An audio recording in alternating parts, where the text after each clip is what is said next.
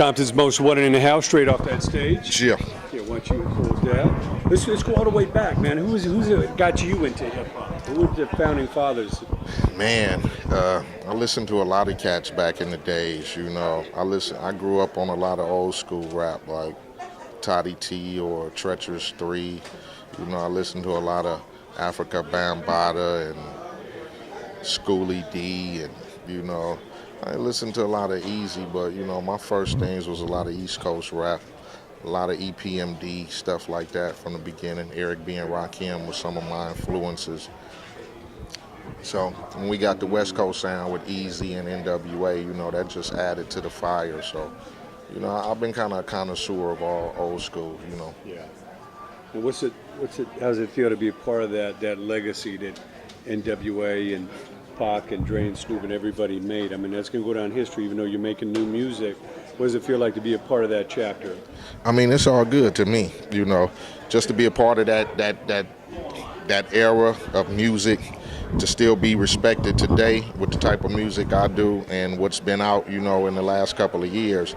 It's just a positive thing, because that class of where I came from is kind of hard to get into, Back in the days, you had to prove yourself a lot to get a deal or whatever. So just to be considered one of them pioneers from that era, it's a good honor. That's great. And what can we look forward to in the future? What is it? How important is it to keep making that new music and keep the West coming back? Well, it's important to keep that music alive, so people don't forget the heritage of what West Coast music is, and I just dropped an EP called Keep It Hood. I'm working on an album with DJ Premier from the East Coast called Which Way Is West. He's executive producing it. He's produced 4 songs on the album.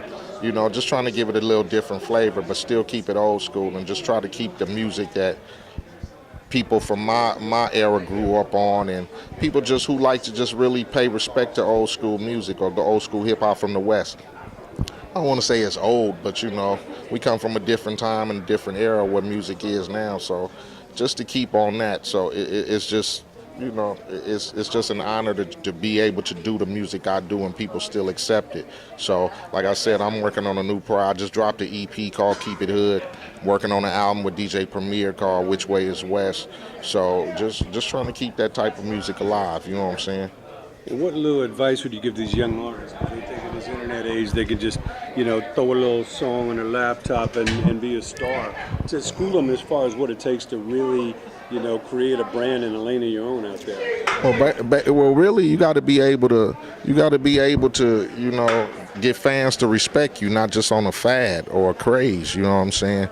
I come from an era where we had to pay dues to get record deals or whatever, and now we come from the age of YouTube and SoundCloud and all these other people where you can just download music, put up a picture, and people think it's an instant success or they're a record label or whatever, so I just think you just need to pay a little more dues, do your homework, make something that people can really respect and something that you can look forward to 10 years, 15 years down the line, and people still respect that craft, not just be a fad or something that you jumped on the bandwagon at that moment, then you look up a year later and you back to doing what you was doing before you was a nobody in the first place. So you just study this music, because it's just not instant success, Even though you may think it is, this is hard work, and longevity is really what it's about.